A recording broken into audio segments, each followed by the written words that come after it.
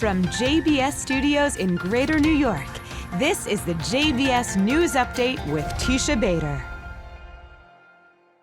I'm Teisha Bader with the JBS News Update for Wednesday, March the 6th, 2024. An Israeli man was stabbed in what is believed to have been a terror attack this morning in Jerusalem's Neve Yaakov neighborhood. 64-year-old Steve Weil said he was waiting at a bus stop when he felt what he thought was a slap on his back. Israel police said the victim was hospitalized in moderate condition. The knife used in the attack was recovered at the scene. A suspected terrorist, said to be a 14-year-old Palestinian, was swiftly apprehended by Jerusalem District Police as he attempted to flee. The IDF continues its ground operation in Gaza against terror group Hamas, working today together with Israel's security agency, the Shin Bet.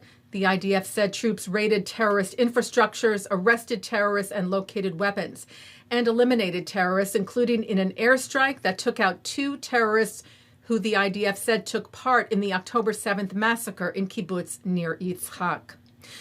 On Israel's northern border with Lebanon, the IDF said it brought down an explosive-laden drone belonging to the terrorist organization Hezbollah, which was detected crossing the territory of Lebanon to the Metula area in northern Israel.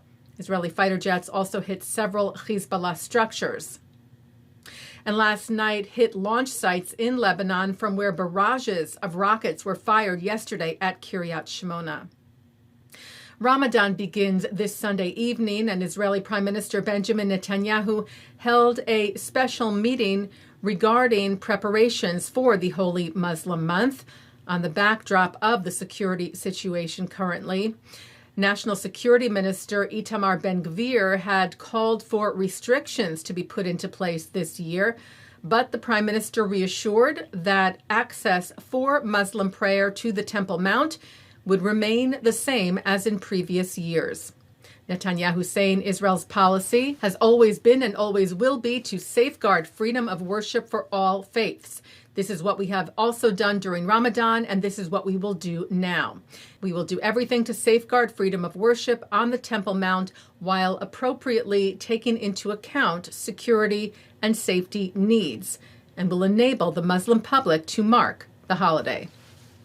The U.S. Department of Education announced an investigation into the University of California, Berkeley's handling of anti-Semitism, relating the JTA reports to the violent anti-Israel protest that took place on its campus just over a week ago. The department's Office of Civil Rights announced the Title VI Shared Ancestry investigation after the events of February the 26th, where, as we reported to you, hundreds of pro-Palestinian demonstrators surrounded a building where a Jewish student-organized event was taking place featuring an Israeli speaker. Protesters banged on the doors, yelling threats, ultimately breaking glass on the doors and breaching the building, forcing the evacuation of Jewish students, some of whom also reported incidents of assault. Berkeley News shared a message from the school's leadership on Monday saying that a criminal investigation into the incident had been launched. They said this university has a long history of commitment to and support for nonviolent political protest that respects the First Amendment rights of others. That is not what occurred on February the 26th. It was not peaceful civil disobedience. We condemn it in the strongest possible terms.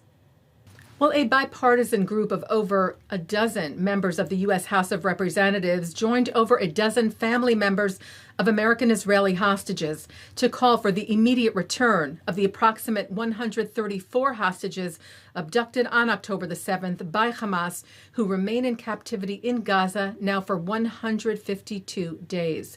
The group gathered at the House Triangle this afternoon, just ahead of President Joe Biden's State of the Union address tomorrow, Thursday.